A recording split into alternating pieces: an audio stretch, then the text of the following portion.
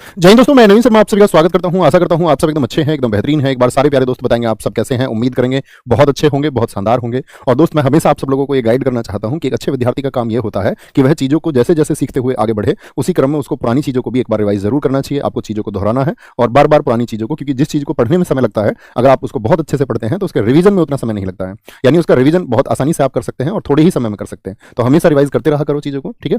नहीं तो ऐसा होगा फिर जो अच्छे स्टूडेंट्स नहीं होते और रिवाइज नहीं करते, उन्हें लगता है कि भाई हम बस चीज़ों को खत्म कर लें, तो उसके बाद में क्या होता है कि एक समय के बाद में फिर हमें चीज़ों में दिक्कत आती है। ओके, तो आज हम एक नया टॉपिक शुरू करने जा रहे हैं जिसका नाम है मौलिक अधिकार। मेरा क्वेश्चन आपसे ये रहेगा, क्योंकि मैं आपको बता चुका हूं मौलिक अधिकार बताइए संविधान के किस भाग में है, यानी किस पार्ट में बताया गया है कॉन्स्टिट्यूशन में इन्हें, और साथ में मुझे बताएं कितने आर्टिकल से कितने आर्टिकल तक इसमें आते हैं। और तीसरा क्वेश्चन मेरा आपसे रहेगा कि बताइए मौलिक अधिकार हमारे कॉन्स्टिट्यूशन में किस कंट्री से लिए गए, यानी कि किस देश के संविधान से हमने फंडामेंटल राइट्स को लिया है। तो ये तीनों प्रश्न आपके आने चाहिए भैया। भाग 3 में है, आर्टिकल 12 से 35 है और आपका यूएसए से लिए गए हैं। ये बेसिक इन्फॉर्मेशन आपको पहले ही प्रोवाइड कर चुके थे। अब दूसरी बात आती है कि भैया हमारी निजी जिंदगी की, ठीक है। तो मैं ये कहूंगा कि संविधान, अगर हम बात करें कि हमें जो अपना जीवन बिताना है वो संविधान के दायरों में रह करके बिताना है, और वह व्यक्ति जो संविधान का बहुत अच्छे से पालन करता है तो वह एक नैतिक मनुष्य जरूर बन जाता है कि अगर वह संवैधानिक रूप से अपने जीवन को बिता रहा है, संविधान को वो अपनी जिंदगी में उतार ले, तो मतलब एक बेहतरीन इंसान वो हो सकता है। अब आप एक मनुष्य हैं और एक मनुष्य होने के साथ में हमको इस देश के संविधान ने क्या क्या अधिकार दिए हैं। तो मैं ये कहूंगा ये पार्ट संविधान का वो सबसे महत्वपूर्ण पार्ट है कि आप अगर प्रतियोगी छात्र भी ना होते, यानी किसी कॉम्पिटिटिव एग्जाम के लिए भी आप ना पढ़ रहे होते, तब भी आपको मौलिक अधिकार अपने पता होने चाहिए। ऐसा नहीं कि सिर्फ हम कॉम्पिटिटिव एग्जाम की पढ़ाई करते हैं तो ही हमको ये जानना है। तो ये हमारे वो राइट्स हैं जो जीवन में हमको पता होनी चाहिए। बहुत व्याख्या के साथ में हम इसको पढ़ने वाले हैं और आप समझ पाओगे शायद कि इस कंट्री में रहते हुए आपके राइट्स क्या हैं, किन चीजों पर आपके राइट्स नहीं है, आपके राइट्स को वायलेट कब किया जाएगा, कब वो मतलब खत्म हो सकते हैं, या किस किस प्रकार के हैं, उन सब के बारे में बात करेंगे। बड़ा टॉपिक रहेगा इसमें। आज की जो हमारी क्लास रहेगी उसमें मौलिक अधिकारों की प्रवृत्ति कैसी है, हमारे यहाँ पर क्या विशेषताएं हैं, कैटेगरी क्या है, और फिर उसके बाद में आज ही हम पढ़ेंगे आपका शायद आर्टिकल 12 और 13 में क्या व्याख्याएं की गई हैं, और फिर आपका उसके बाद में हम पढ़ेंगे आपका समता के अधिकार को, यानी राइट टू इक्वलिटी, जो आपका 14 से 18 है। तो वो एक क्लासेस में, तो एक बार थम्स अप करके मुझे बता दीजिए जी भैया, हम बहुत अच्छे से सीखने को तैयार रहेंगे। जो आप हमें सिखाएंगे हम बहुत ही मन के साथ में बहुत एकाग्र होकर के उन चीजों को सीखेंगे और अच्छे से नोट्स बनाएंगे जो हमारे लिए जरूरी होंगे। ठीक है, तो शुरू करें। नोट्स बनाएंगे और अच्छे से लिखें दोस्त एक बार, और शुरू करेंगे, क्रम से चीजों को सीखेंगे। क्या टॉपिक है हमारा आज का? मौलिक अधिकार। सॉरी, हमने का पेन दूसरा सेलेक्ट कर लिया मैं इससे लिखता हूं। मौलिक अधिकार,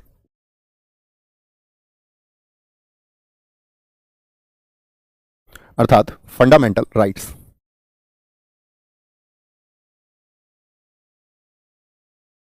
फंडामेंटल राइट्स,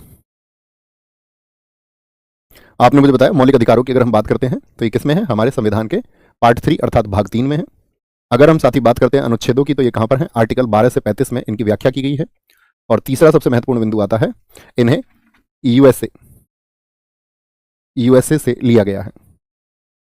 मैं आपको बताऊंगा आज ही कक्षा में कि जब अमेरिका का संविधान के लिए फिलाडेल्फिया सम्मेलन हुआ 1787 में, और 1789 में अमेरिका का संविधान बना, तो उसके बाद में जब अमेरिका का संविधान बना था तो अमेरिका के लोगों के पास मौलिक अधिकार नहीं थे। 1789 में उनके पास मौलिक अधिकार नहीं थे। 2 वर्षों के बाद में 1791 में बिल ऑफ राइट्स आया, ठीक है। यानी शुरुआती दौर से उनके पास मौलिक अधिकार नहीं थे। लेकिन जब हम बात करेंगे क्या हमारे संविधान में शुरुआती रूप से, यानी कि मूल रूप से क्या हमारे पास अधिकार थे, आप कहेंगे जी भैया, हमारे संविधान में शुरुआत से ही मौलिक अधिकारों का जिक्र किया गया, जिनकी संख्या उस समय पर 7 हुआ करती थी। लेकिन वर्तमान में मौलिक अधिकार कितने हैं? तो वर्तमान में आप कहेंगे 6 मौलिक अधिकार हैं। उन्हीं सबको हमको पढ़ना है। तो लिखेंगे पहली बात, देखो 2 शब्द आए यहां पर साथी, मौलिक और अधिकार, फंडामेंटल और राइट्स। तो सबसे पहले हम जानेंगे राइट का क्या मतलब होता है, अधिकार का क्या अर्थ होता है। अधिकार, मैं आपसे चाहूंगा अधिकार के बदले में आप एक शब्द लिखने का प्रयास करें अभी, या सोचने का प्रयास करें कि अधिकार से आप क्या समझते हैं, राइट का क्या मतलब होता है। तो आप कहेंगे अधिकार में भैया कुछ उदाहरण तो हम जानते हैं, जैसे कि जीवन का अधिकार, जैसे कि भैया शिक्षा का अधिकार, जैसे कि स्वतंत्रता का अधिकार। तो ये तो अधिकार के उदाहरण हुए। मेरा आपसे प्रश्न ये है कि अधिकार क्या होता है, अधिकार की परिभाषा क्या होगी। तो अधिकार की परिभाषा हम नोट लिखेंगे। एक आपका साथी क्या बोलेंगे? बोसांके नामक व्यक्ति ने यह परिभाषा दी है जो सबसे ज्यादा प्रचलित है। तो लिखना बोसांके के अनुसार, अकॉर्डिंग टू बोसांके। राजनीति विज्ञान के एक बड़े विश्लेषक ये रहे।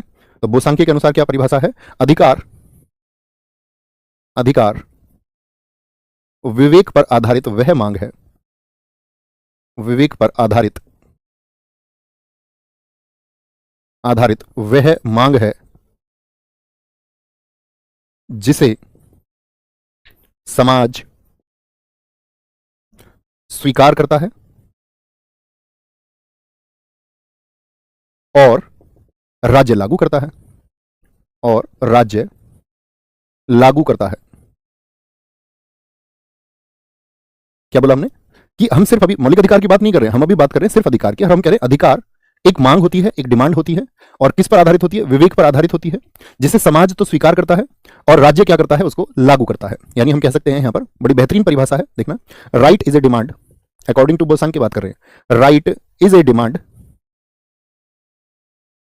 बेस्ड ऑन कॉन्साइंस, विवेक पर आधारित, based on conscience, which is accepted by society,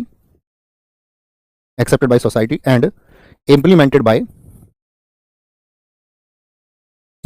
by the state। तो जो हमारा अधिकार है, अधिकार क्या होगी? हमेशा दोस्त अतिरिक्त बातें नहीं करेंगे, प्लीज, मेरी रिक्वेस्ट है, हमेशा हर रोज करता हूं मैं आपसे। आप सिर्फ कक्षा में पढ़ने के लिए आए हैं और वही उम्मीद रखें कि यहां पर सिर्फ पढ़ें, ये मेरी आप सब लोगों से प्रार्थना है। देखेंगे एक बार। तो अधिकार विवेक पर आधारित वह मांग है जिसे समाज स्वीकार करता है और राज्य लागू करता है। जैसे मैं एक उदाहरण आपसे पूछना चाहूंगा। जैसे आपने बोला आपको जुए के आदी हैं, कोई एक व्यक्ति है, आप नहीं ऐसे समझिए, कोई एक व्यक्ति जुए का आदी है, ठीक है, गैम्बलिंग उसको करना अच्छा लगता है, और वो बोलता है कि भाई जुए को जो है ना, मेरी डिमांड है कि जुआ खेलने का अधिकार मुझको मिले। तो जुआ खेलने का अधिकार जो है उसकी मांग है। क्या ये एक आपको लग रहा है कि मांग विवेक पर आधारित है? क्या उसको वो एक कॉन्शियस माइंड से इस बात को बोल रहा है? क्या ये होना चाहिए? अच्छा, दूसरी बात, जिसे समाज स्वीकार करता, क्या समाज इस बात को स्वीकार करेगा किसी जुआ खेलना जो है व्यक्तियों का अधिकार बन जाए, उनका मौलिक अधिकार बन जाए? पहले तो सिर्फ अधिकार की बात हम करेंगे, आप कहेंगे नहीं भैया। और राज्य क्या इसको लागू करा देगा? तो यानी कि आप समझ गए कि ये तो एक नाजायज मांग हुई। तो अधिकार वही हो सकता है जो किस पर आधारित हो? विवेक पर आधारित हो। जैसे दूसरा हम विकल्प देखेंगे, आप कहेंगे नहीं, हम बात करते हैं शिक्षा, एजुकेशन। जब शिक्षा की मांग कोई कर रहा है तो शिक्षा क्या विवेक पर आधारित एक डिमांड है? अगर कोई व्यक्ति कह रहा है कि मुझे शिक्षा का अधिकार मिलना चाहिए, तो आप कहेंगे बिल्कुल। दूसरी बात, क्या उसको समाज स्वीकार करेगा कि किसी व्यक्ति को शिक्षा मिलनी चाहिए या शिक्षा पर उसका अधिकार होना चाहिए? आप कहेंगे बिल्कुल। और राज्य क्या इसको इंप्लीमेंट कर लेगा? कि राज्य कोई दिक्कत आएगी? आप कहेंगे नहीं। स्वास्थ्य की हम बात कर सकते हैं, यहां पर स्वतंत्रता की हम बात कर सकते हैं, समानता की बात हम कर सकते हैं। तो बात क्लियर है? थम्स अप करके मुझे बताएं एक बार कि अब आप समझ गए होंगे कि अधिकार हम उसको कहते हैं। अब आज के बाद मत कहना, आपसे कभी कोई पूछे कि अधिकार क्या है, तो आप कहते हैं शिक्षा का अधिकार, वो उसके उदाहरण है। आप कहेंगे अधिकार क्या है आपका? वह विवेक पर आधारित मांग है, मतलब कि एक जायज मांग होनी चाहिए, और समाज उसे स्वीकार करता हो, सोसाइटी उसको एक्सेप्ट करती हो, और राज्य उसको लागू करता हो, अर्थात स्टेट उसको इंप्लीमेंट करता हो। ये इतनी सी बात है, तब आप समझेंगे। अब हम बात करते हैं आगे कि भैया अधिकारों का वर्गीकरण किस तरह से हो सकता है। लिखना, अधिकारों का वर्गीकरण। अधिकारों का, अभी मौलिक अधिकारों पर हम नहीं पहुंचे हैं। वर्गीकरण सैद्धांतिक रूप से, यानी कि थ्योरेटिकली हम इनको कैसे बांट सकते हैं, वहीं से फिर हमारे मौलिक अधिकार जन्म लेंगे। ऐसा नहीं किसी दो मौलिक अधिकारों को पढ़ना आप शुरू कर दें। यानी क्लासिफिकेशन ऑफ राइट्स,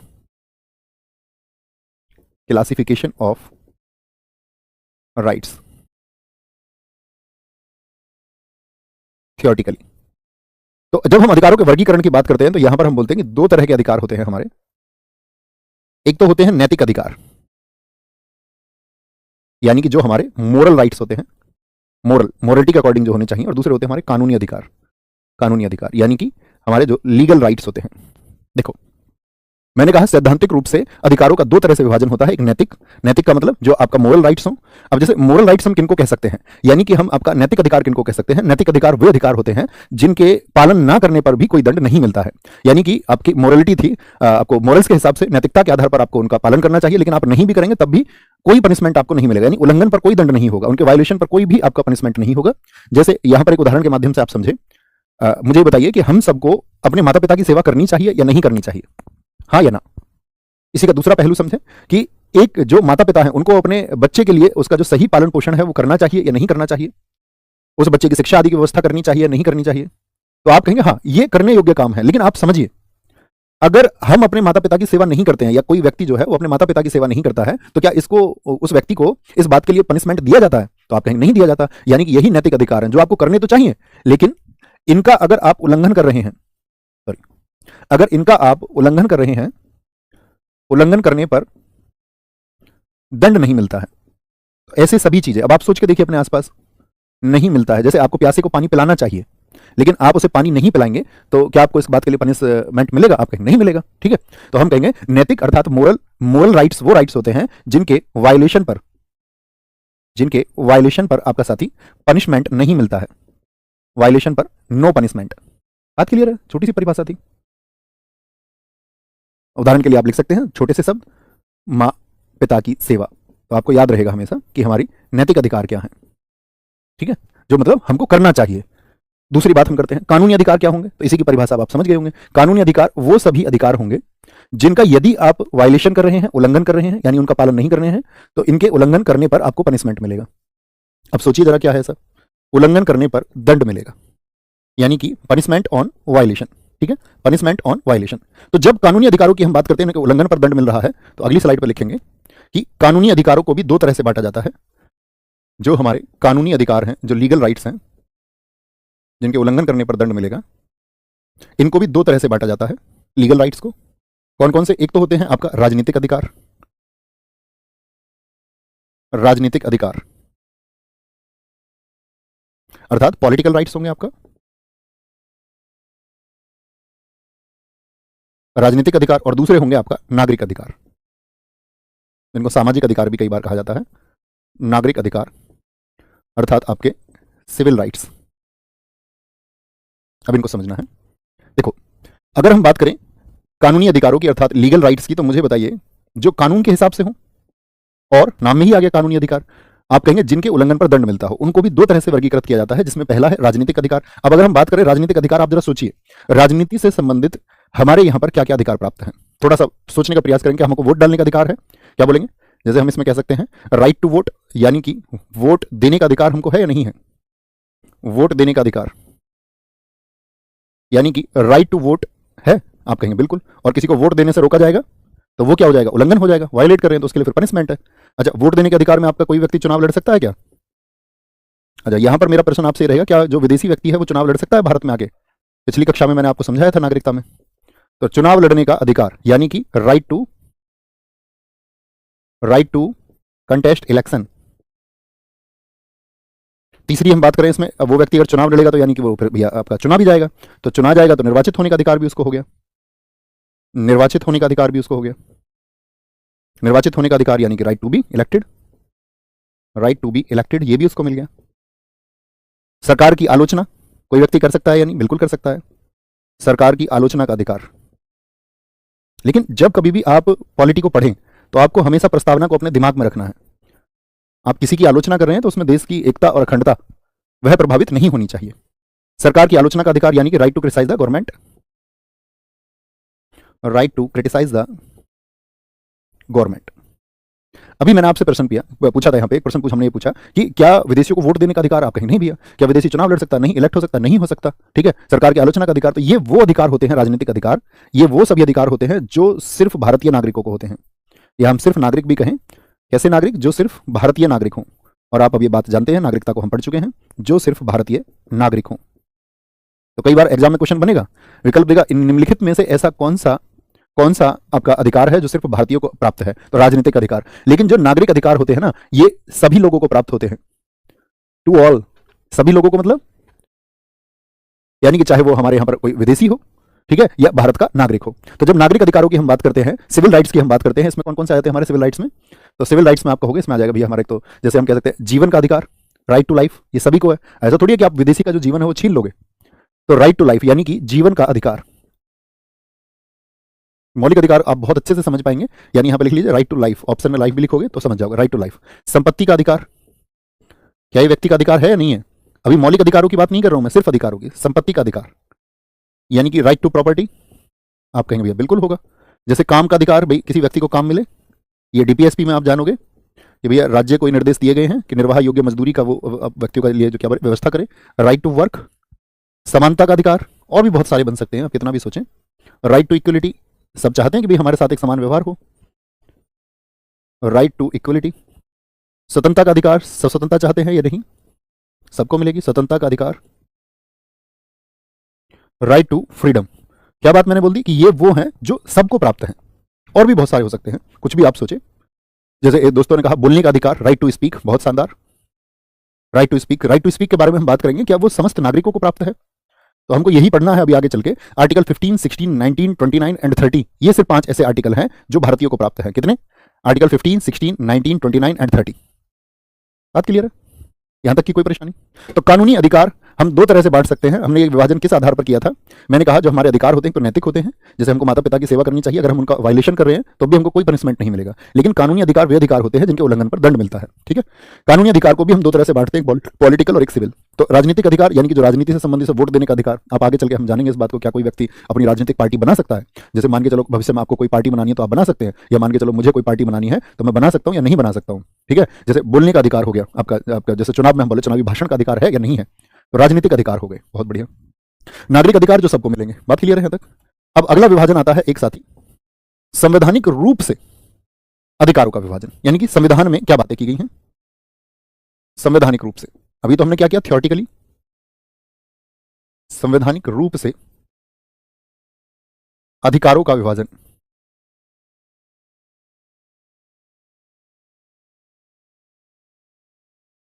ठीक है, या विभाजन कह सकते हैं, या अधिकारों का वर्गीकरण कहें तो ज्यादा अच्छा शब्द होगा, वर्गीकरण, क्लासिफिकेशन ऑफ फंडामेंटल राइट्स कॉन्स्टिट्यूएंटली।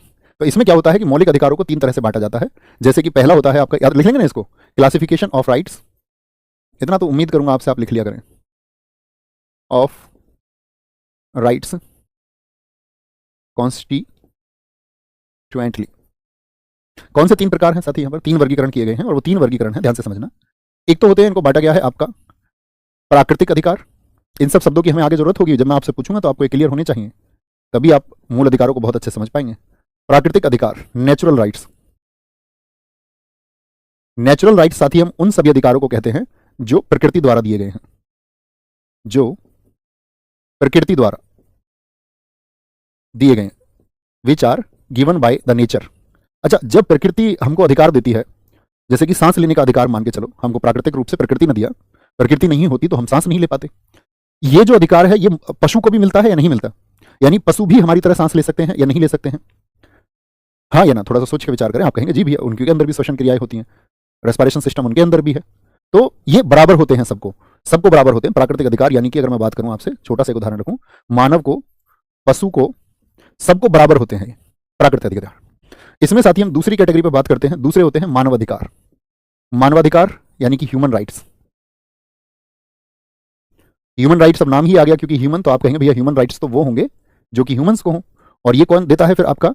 तो यूएनओ, यूनाइटेड नेशंस ऑर्गेनाइजेशन ने 10 दिसंबर 1948 को एक डिक्लेरेशन किया था, एक घोषणा की थी, घोषणा द्वारा इनको दिया गया मानवाधिकार। मतलब एक व्यक्ति के अधिकार क्या होंगे, ये देश की बात नहीं कर रहे हैं, ये हम संपूर्ण रूप से पूरे दुनिया में लागू होंगे। जैसे आपसे मैं बात करूं जीवन जीने का अधिकार, क्या सभी व्यक्तियों को पूरी दुनिया में, चाहे वो किसी भी देश का व्यक्ति है, होना चाहिए या नहीं? स्वतंत्रता का अधिकार व्यक्ति को होना चाहिए या नहीं? तो मानव के क्या, मानव होते हुए, मानव से मतलब आपका जो मनुष्य जाति है, उस मनुष्य जाति के लिए क्या अधिकार होने चाहिए? इसके लिए यूएनओ ने आपका घोषणा कर दी, कब? आपका 10 दिसंबर 1949 को एक आपका अनाउंसमेंट हुआ और वो सभी देशों पर लागू हो गया। सब देशों ने अपने अपने आयोग भी अलग अलग बनाए हैं। जब हम यहाँ पर कमीशंस को पढ़ेंगे तो हम भी पढ़ेंगे कि भारत में भी एक ऐसा आयोग है। मैं आपसे भी जानना चाहूंगा उस आयोग का क्या नाम है, तो आप कहेंगे एनएचआरसी है, नेशनल ह्यूमन राइट्स कमीशन, यानी राष्ट्रीय मानवाधिकार आयोग, जो हमारे देश में भी 1993 में बना था। भविष्य में हम उसको पढ़ेंगे। तो मानवाधिकार वो सभी अधिकार हैं जो सिर्फ किसको प्राप्त होंगे? मानवों को प्राप्त होंगे, और यूएनओ ने एक घोषणा के द्वारा इनको लागू किया था। संवैधानिक रूप से जो तीसरे अधिकार होते हैं साथी, तीसरे अधिकारों को हम बोलते हैं आपका विधिक अधिकार। विधिक अधिकार, और विधिक अधिकार से मतलब होता है, ये भी कैसे राइट्स होते हैं? लीगल राइट्स होते हैं। यानी बात घूम फिर के फिर से वहीं आई, और लीगल राइट्स में भी दो तरह के राइट्स होते हैं। एक तो होंगे जो कॉन्स्टिट्यूशन में बता दिए गए हमको, संवैधानिक हो गए, संवैधानिक हो गए, और दूसरे हो गए आपका जिनका संविधान में जिक्र नहीं है। हमने कक्षा शायद पहली या दूसरी में ही समझा था सांविधिक और संवैधानिक में क्या अंतर होता है। सांविधिक, सांविधिक को हम कह सकते हैं साथी, यानी कि जो किसी कानून बना करके भी दिए जाए, कानून बना करके भी, यानी कि या तो वो कॉन्स्टिट्यूशनल होंगे, कॉन्स्टिट्यूशनल होंगे दोस्त, या फिर वो होंगे आपका स्टेटरी। ठीक है, स्टेटरी। तो स्टेटरी का मतलब क्या हो गया आपका? जैसे मान के चलो मैं आपसे बात करूं, जो संवैधानिक है, जिनका संविधान में जिक्र किया गया है, जैसे हमारे सभी मौलिक अधिकार हैं, क्या मौलिक अधिकारों का, फंडामेंटल राइट्स का हमारे संविधान में जिक्र है या नहीं है? क्या मौलिक अधिकारों का संवैधानिक अर्थ में हमने आपको क्या समझाया था? जिनको संविधान में दिया गया हो, which are given in constitution. तो वो सभी जो हमारे मौलिक अधिकार हैं, और एक बार अपनी थम्स अप करके स्वीकृति दे, मैं मौलिक अधिकारों को एफआर लिख सकता हूं ना, बार बार एक बड़ा सा शब्द फंडामेंटल राइट से हम बच जाएंगे। बात क्लियर? तो एफआर हमारे संविधान में है, बिल्कुल है। और सांविधिक या कानूनी, जो मतलब कि हम कानून बना करके बाद में जोड़ दें, जैसे यहां पे लिखिए सूचना का अधिकार, क्या ये हमारे साथी मूल संविधान में था? क्या वहां पर इसकी बात की गई थी? आप कहेंगे नहीं, आज भी नहीं है, आज भी तो नहीं है। इसके लिए अलग से एक एक्ट आया जिसको हम बोलते हैं आरटीआई एक्ट 2005। लिखिए एक बार, आरटीआई एक्ट 2005 यानी राइट टू इंफॉर्मेशन, सूचना का अधिकार अधिनियम 2005। ठीक है, तो ये हमारा कॉन्स्टिट्यूशन में नहीं है, एक अलग से हम कानून बना सकते हैं। तो बात समझ गए। तो जितने भी हमारे मौलिक अधिकार है वो किस में आएंगे आपका, आप कहेंगे वो विधिक है, लीगल है। ठीक है, लीगल है यानी कि कानूनी रूप से मान्य है। तो इसका मतलब ये होगा कि कभी भी आपके मौलिक अधिकारों का हनन होगा या कोई आपके मौलिक अधिकारों को छीनने का प्रयास करेगा तो आप कहां जा सकते हैं, सीधे सुप्रीम कोर्ट आप जा सकते हैं, क्योंकि मौलिक अधिकार क्या है, लीगल है, संवैधानिक। ऐसे ही सूचना का अधिकार जब आपसे छीना जाएगा, इस बारे में भी हम बात करेंगे क्या होगा।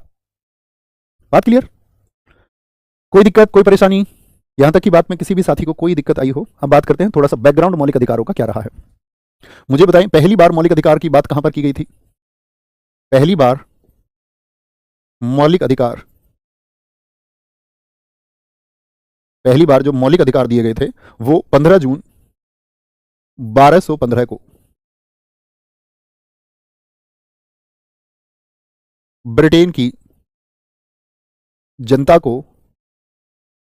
राजा जॉन द्वारा दिए गए। हम ये बात आपको पीछे भी बता चुके थे। ठीक है, यानी कि आप कह सकते हैं first time fundamental rights was given to the people of Britain in 15th of June 1215। तो जनता को सबसे पहले अधिकार यही मिले। और 15 जून 1215 को इसीलिए हम क्या बोलते हैं, इसको बताएं, इसको क्या बोलते हैं, इसको आप कहेंगे भैया इसको कहा जाता है Magna carta. Magna carta, Magna carta का मतलब ही होता है महान घोषणा पत्र। अब जब व्यक्तियों को अधिकार दे रहे हैं तो ऐसी घोषणा को हम महान घोषणा ही कहेंगे, क्योंकि व्यक्तियों को जीवन में पहली बार क्या मिल रहा है, आपका उनको अधिकार मिल रहे हैं। अब यहां पर दूसरी बात हुई, दूसरी बात क्या हुई यहां पर, आगे फिर यही जर्नी चलती रही। उसके बाद में 1789 1789 1789 में कौन सी बड़ी घटना हुई थी, फ्रेंच रिवॉल्यूशन। फ्रेंच रिवॉल्यूशन, फ्रांसीसी क्रांति थी। फ्रांसीसी क्रांति से जनता को मौलिक अधिकार मिले। फ्रांस में जनता को मौलिक अधिकार मिले। मौलिक बोले या मूल बोले एक ही बात है, इसमें कभी कंफ्यूज नहीं होना कि मूल या मौलिक में कोई अंतर है। ठीक है, तीसरी बात इसी में आगे आती है। 1791 में 1791 में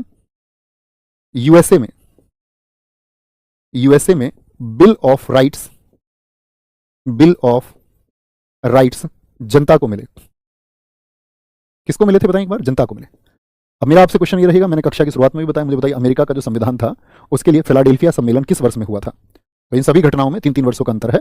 फटाफट से आंसर करें। तो फिलाडेल्फिया सम्मेलन 1787 में और अमेरिका का संविधान लागू हुआ 1789 में। लेकिन जब अमेरिका का संविधान आपका लागू हुआ था कब आपका, 1789 में। तो वहां पर क्या फंडामेंटल राइट्स की बात थी, आप कहेंगे नहीं, वहां पर फंडामेंटल राइट्स की बात नहीं थी, अलग से एक बिल आया था, तो बिल ऑफ राइट्स। और बिल ऑफ राइट्स से फिर आपका यूएसए की जो जनता है उसको फंडामेंटल राइट्स दिए गए। और यहीं से क्या है, हमारे जो मौलिक अधिकार हैं वो किस देश से प्रेरित हैं। या आपसे कभी देश का नाम देकर के किसी बिल का नाम पूछ ले तो आप क्या कहेंगे कि भारत के संविधान में जो मौलिक अधिकार हैं वो किससे प्रेरित है, तो आप कहेंगे बिल ऑफ राइट्स से प्रेरित है। ठीक है, तो ये छोटी छोटी चीजें तो लिख सकते हैं ना दोस्त इसमें, यानी कि पब्लिक गेट फंडामेंटल राइट्स या पब्लिक गेट्स राइट्स ऐसे लिख सकते हैं, पब्लिक गेट राइट्स। ठीक है, यहां पे हम लिख सकते हैं इसको जनता को मिले, यानी कि पब्लिक गेट इन 1791। बात क्लियर है, छोटी छोटी बातों में तो कोई दिक्कत नहीं। अब बात आ रही है कि ये डिमांड या फिर जो मौलिक अधिकार हैं भारत में दिए जा रहे हैं, भारत की सीमा से बाहर। तो भारत की सीमा से बाहर पहले ये चीजें हुए, इसीलिए हमने इनसे प्रेरणा ली। प्रेरणा लेने का मतलब यही होता है कि हमको भी इनको जरूरत है, क्योंकि मैंने आपको बताया था कि मानव की जो जरूरतें हैं वो कहीं पर भी हो लगभग एक जैसी ही होती हैं, जो मूलभूत जरूरतें हैं। ठीक है, चाहे जीने की हो, चाहे शिक्षा की हो, चाहे स्वास्थ्य की हो, वो लगभग एक जैसी होती हैं। तो इसके बाद में फिर आता है अगला टॉपिक हमारा, भारत में मौलिक अधिकारों की मांग। तो इन सबसे प्रेरित होकर जब भारत में स्वतंत्रता आंदोलन चला, अब अंग्रेज तो हमारा दमन करते थे, भारत में मौलिक अधिकारों की मांग, यहां से कई बार क्वेश्चन पूछे जाते हैं। Demand of fundamental rights in India. क्योंकि भी अंग्रेजी आप लोग जानते हैं, भारत में अंग्रेजी जो साथी शासन था उसी के नियम होते थे। अब अंग्रेजी शासन के नियमों में अक्सर में तो भारतीय जनता को कुचला ही जाता था। तो भारतीय जनता को जब कुचला जाता था तो हम लोग अब क्या करेंगे, अपनी मांग रखेंगे। जैसे मैं आपसे पूछूं कि अंग्रेजों ने जब फर्स्ट वर्ल्ड वॉर हुआ था 1914 से 18, तो अंग्रेजों ने एक प्रॉमिस हमसे किया था कि भाई अगर हम फर्स्ट वर्ल्ड वॉर में उनका साथ देंगे तो अंग्रेज क्या कर देंगे, फिर हमको स्वराज देंगे।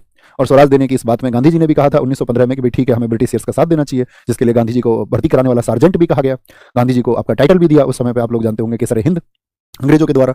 लेकिन जैसे जैसे वो फर्स्ट वर्ल्ड वॉर खत्म हुआ, क्या अंग्रेजों ने अपना वादा पूरा किया? तो अंग्रेज तो अपना वादा पूरा करते नहीं है, और बल्कि क्या लेके आए हमारे यहाँ पर एक आपका भारत में, जो अब उनको पता था कि भाई अब डिमांड्स उठेंगी, क्योंकि हमने प्रॉमिस किया था इनको कि भाई स्वराज देंगे, तो डिमांड उठेंगी, तो वो डिमांड कैसे सप्रेस की जाए, कैसे उनका दमन किया जाए, इसके लिए क्या लेके आए थे, सिडनी रोलेट की अध्यक्षता में रॉलेट एक्ट लेके आए।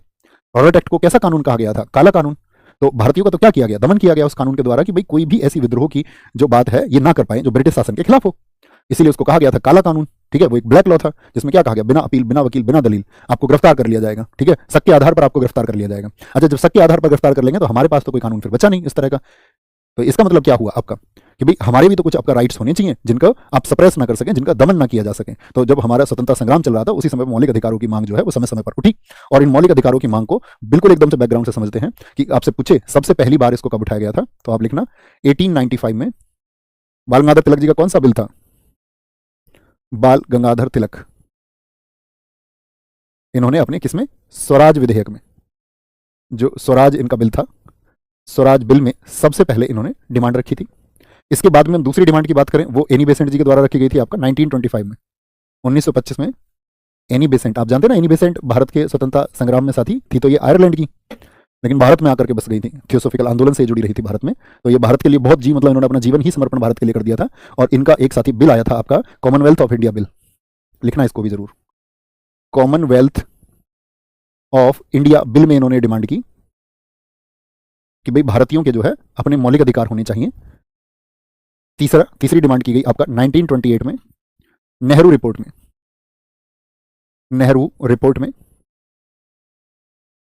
नेहरू रिपोर्ट आपको पता होना चाहिए, हम इसको तो बहुत अच्छे से तो आपका हिस्ट्री में ही पढ़ेंगे, हमने इसको पॉलिटी में पीछे भी आपसे डिस्कस किया था, और इसी के बदले में आपका जिन्ना की आपका एक 14 सूत्रीय मांग भी आई थी। तो नेहरू रिपोर्ट में भी, जिसको आपका मोतीलाल नेहरू जी ने तैयार किया, तो वहां पर क्या था आपका कि भाई व्यक्तियों के पास अपने मौलिक अधिकार होने चाहिए, ऐसी डिमांड उठी। कराची अधिवेशन 1931 में, इसके बाद में जो डिमांड उठी 1931 का जो कराची सेशन था, कराची अधिवेशन से मैं आपको बता दूं जो साथी नहीं जानते हो, कांग्रेस आपका लगभग प्रत्येक वर्ष में क्या करता था, अपना एक सेशन आयोजित करता था, जो सबसे पहले कहां से 1885 से शुरू हुए थे। तो ऐसे ही कराची अधिवेशन जो 1931 में हुआ था, इसके अध्यक्ष मैं आपसे जानना चाहूंगा, जरा बताएंगे। यहाँ पे एक प्रपोजल इन्होंने बनाया था, प्रस्ताव एक पारित हुआ था यहाँ पे, याद रख लेना, एक प्रपोजल यहाँ पर पास हुआ था जिसको नेहरू जी ने तैयार किया था, प्रपोजल पास्ड, और वो किसने तैयार किया था, वो नेहरू जी ने उसको प्रिपेयर किया था कि व्यक्ति के जो मौलिक अधिकार हैं वो कैसे कैसे होने चाहिए, उन पर क्या क्या हम बात कर सकते हैं, कौन कौन से बिंदु जोड़े गए, वो सब बातें की गई। कराची अधिवेशन कौन अध्यक्ष थे यहाँ पर, तो आप कहेंगे यहाँ पर जो मौलिक अधिकारों की मांग हुई थी वो विशेषतः उसमें मतलब किसानों को प्रमुख रखा गया था, वो किसानों के लिए मौलिक अधिकारों की मांग थी। अभी हम इस विषय में बात नहीं करेंगे कि किसके लिए मांग थी और किसके लिए नहीं थी, अभी हम सिर्फ बात करें कि कुछ अधिकारों की मांग हुई, तो वो आपका 1931 सरदार वल्लभ भाई पटेल इस समय कांग्रेस के अध्यक्ष थे, तो यहाँ पर मांग की गई। पांचवा आपका ये मांग की गई 1931 में ही, कहां पर, गोलमेज सम्मेलन में, जो राउंड टेबल कॉन्फ्रेंस थे, गोलमेज सम्मेलन, राउंड टेबल कॉन्फ्रेंस कहां पर आयोजित होती थी, राउंड टेबल कॉन्फ्रेंस के शहर में, राउंड टेबल कॉन्फ्रेंस 1931 गोलमेज सम्मेलन, महात्मा गांधी ने यहां पर ये डिमांड उठाई थी, तो गांधी जी ने इस डिमांड को उठाया, लेकिन याद रख लेना ये क्या कर दी गई थी, अस्वीकार कर दी गई थी। इसका रिजल्ट ये रहा था कि अस्वीकार थी। देखो गोलमेज सम्मेलन से क्या मतलब है, आप सबको पता होना चाहिए कि ब्रिटेन के बहुत सारे उपनिवेश रहे।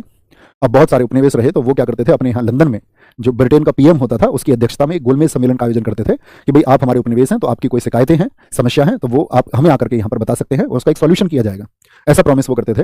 तो 3 गोलमेज सम्मेलन आयोजित हुए 1930, 1931 और 1932 में, जिनकी अध्यक्षता की थी उस समय ब्रिटेन के प्रधानमंत्री रैमजे मैकडोनाल्ड ने।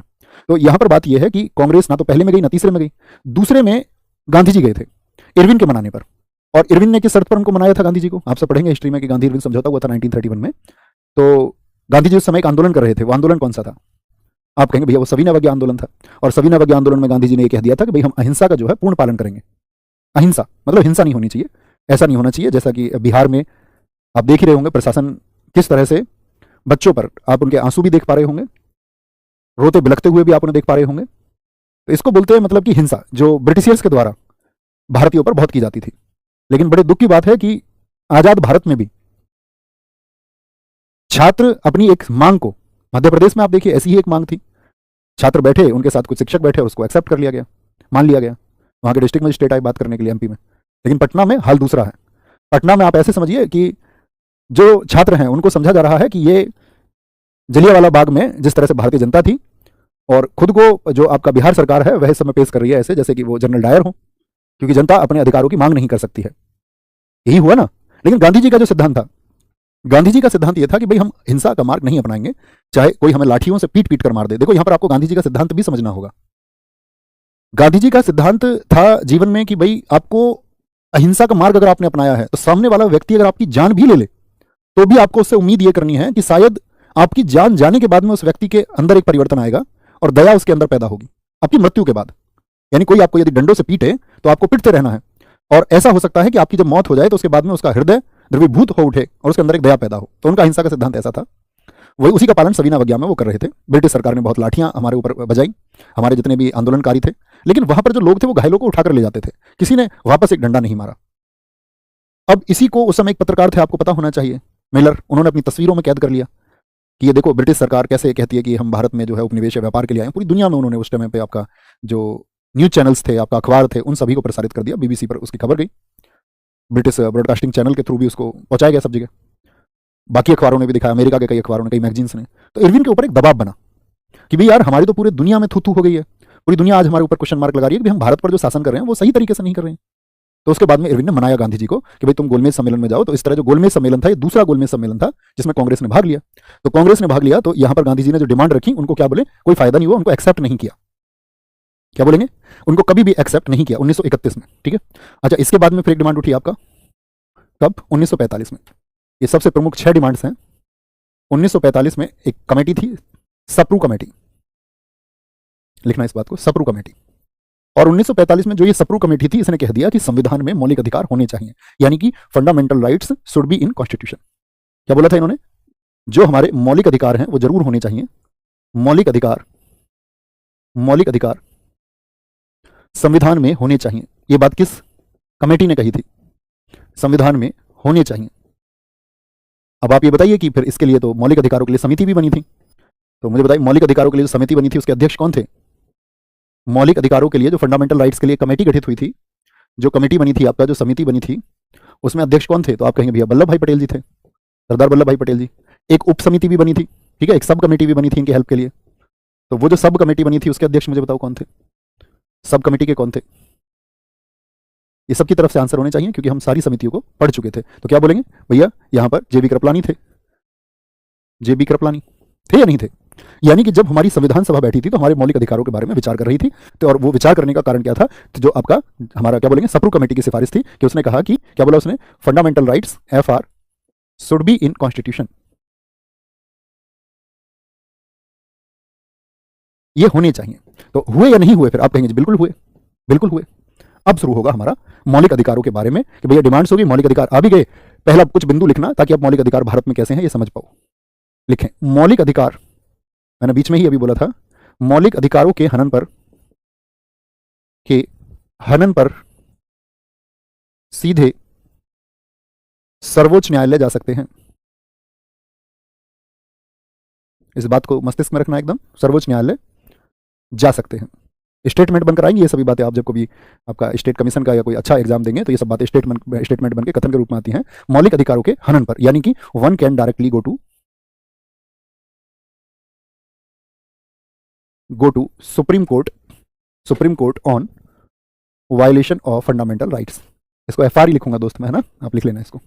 दूसरी बात, मौलिक अधिकारों में, अच्छा, जैसे हम आपसे बात करते हैं, जब मूल संविधान बना था, तो अभी हम आगे चल के और बहुत विस्तार से बात करने वाले हैं, जब हमारा संविधान बना था तो हमारे मौलिक अधिकार कितने थे? तो आप कहेंगे मौलिक अधिकार हमारे 7 हुआ करते थे, और 7 में से अगर मैं वर्तमान में बात करूं तो अभी मौलिक अधिकार कितने हैं? तो आप कहेंगे अभी 6 हैं। तो एक मौलिक अधिकार कौन सा छीन लिया गया?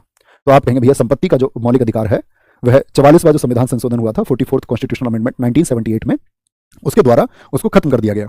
अब जब उसको खत्म कर दिया गया तो क्या वो आपका फिर मौलिक अधिकार रहा? नहीं।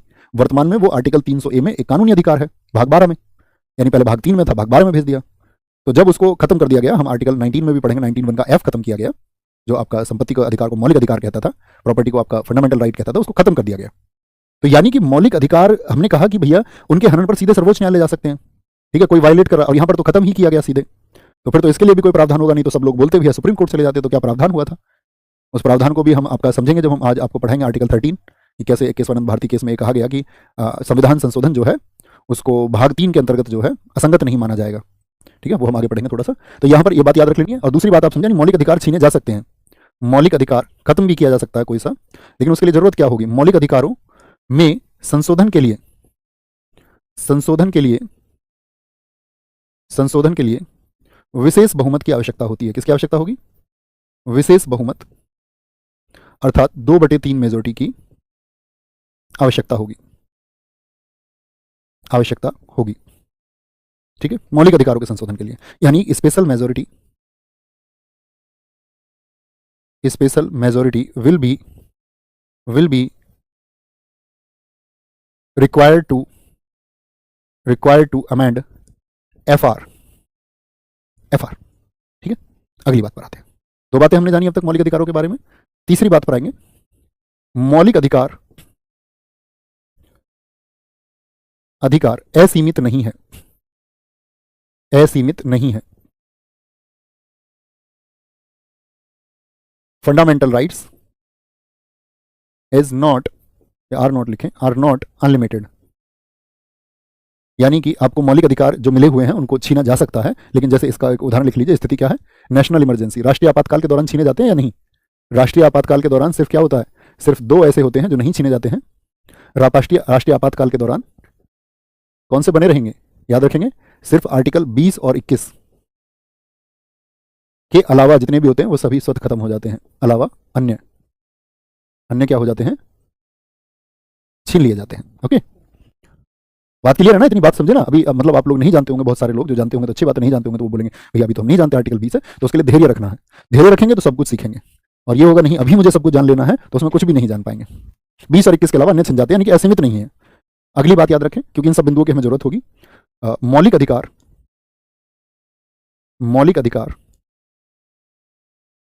जो है हमारे परिवर्तनीय है। क्या है? परिवर्तनीय है। परिवर्तनीय का मतलब हम क्या कहेंगे? FR are enforceable. एनफोर्सेबल का मतलब क्या होता है कि भैया न्यायालय इनको क्या करेगा? एनफोर्सेबल का मतलब ही होता है कि न्यायालय द्वारा लागू होते हैं। इसीलिए हम सीधे कहां जाते हैं? कोई इनको छीनेगा तो न्यायालय द्वारा लागू होते हैं, यानी कि एनफोर्स्ड बाई कोर्ट, न्यायालय द्वारा लागू होते हैं। ठीक है, इसीलिए हम यहां पर कभी भी हनन होगा तो सीधे जाएंगे। मौलिक अधिकार मुख्यतः नकारात्मक प्रवृत्ति के हैं। यह स्टेटमेंट सही है या गलत है? बताओ। नकारात्मक होते हैं मौलिक अधिकार या सकारात्मक होते हैं? मुख्यतः, सभी की बात नहीं कर रहा हूं, मुख्यतः नकारात्मक प्रवृत्ति के हैं। फंडामेंटल राइट आर प्रीडोमिनेंटली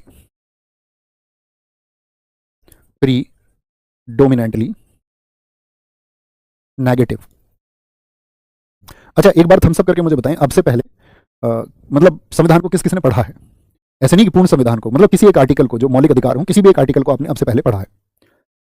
यानी इसकी बात हम करें कि वो नकारात्मक प्रवृत्ति के हैं, इस बात का मतलब क्या है? आप कभी भी पढ़ेंगे सभी आपका अनुच्छेदों को, बहुत सारे दोस्त कह रहे हैं पढ़ा है, तो आप देखेंगे जैसे कि मैं आपसे बोलता हूं, आर्टिकल 15 में कहा गया है धर्म, जाति, आपका जन्म स्थान, रंग के आधार पर भेदभाव नहीं होगा। किस शब्द का इस्तेमाल किया है? नहीं होगा। यानी काम तो सकारात्मक है, रिजल्ट जो आएंगे वो पॉजिटिव आएंगे, उससे जो नतीजा निकलेगा वो सकारात्मक रहेगा, लेकिन जो भाषा इस्तेमाल की गई है वो क्या की गई है? नहीं। ठीक है, जैसे आर्टिकल 18 में बोले कोई भी उपाधि धारण नहीं करेगा, नहीं शब्द का इस्तेमाल है। जैसे मैं आपसे एक छोटी सी बात करता हूं, जब मैं एक उदाहरण लिखता हूं, चोरी नहीं करनी चाहिए, ये सकारात्मक हम बात कर रहे हैं, करनी चाहिए।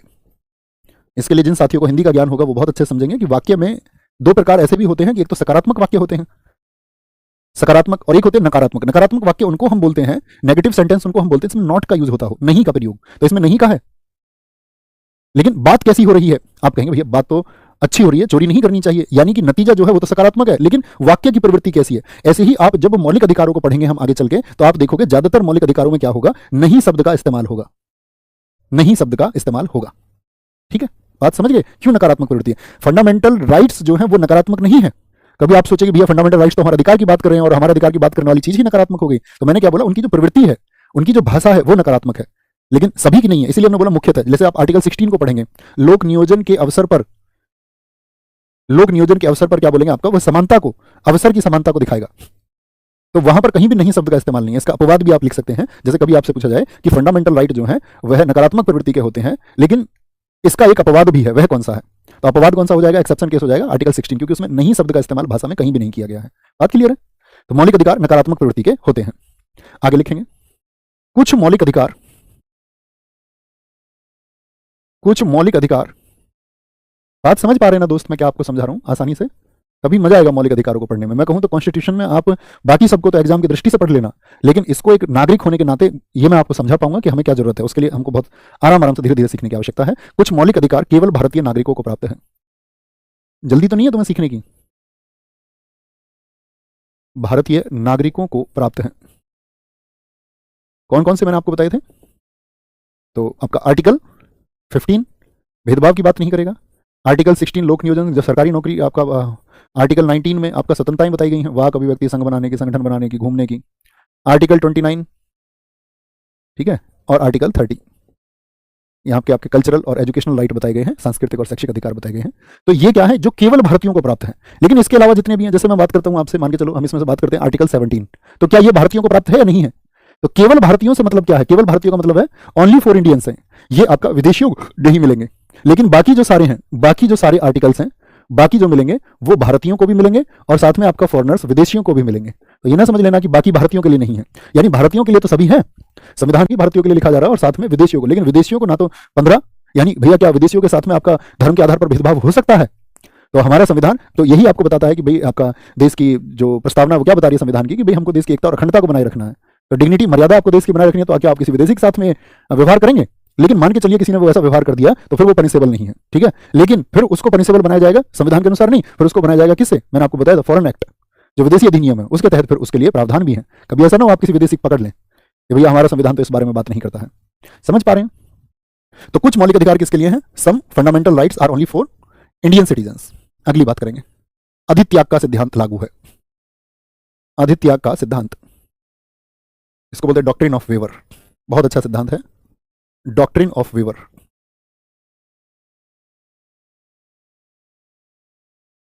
अधित्याग का सिद्धांत लिख लेना, अधित्याग का सिद्धांत लागू है भारत के फंडामेंटल राइट्स के मामलों में। तो क्या बोलेंगे, ये क्या है भैया अधित्याग का सिद्धांत? देख लेना, भारत में फंडामेंटल राइट्स यानी मौलिक अधिकार, समझेंगे ना, का त्याग नहीं किया जा सकता है। त्याग नहीं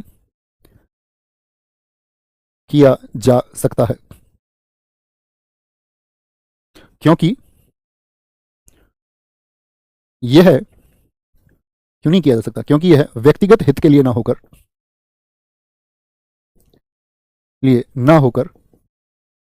या भी तू व्यक्तिगत हित के लिए ना होकर सामाजिक हित के लिए है। इस बात को समझना है, सामाजिक हित के लिए है। यानी क्या बोला हमने? FR को त्याग नहीं कर सकते हैं, याद रखना, F fundamental rights can't be discarded. क्या बोलेंगे? सॉरी, डिस्कार्डेड बिकॉज, बड़े ध्यान से समझना दोस्त इस बात को, because they are not for personal interest but सामाजिक हित, बट फॉर सोशल इंटरेस्ट। इस बात को समझिए। जैसे आप किसी एक अनुच्छेद को सोचिए जो आपको क्या बताता है, जो फंडामेंटल राइट है। तो हम जैसे मान के चलते हैं, इसमें हम कहते हैं आर्टिकल 17।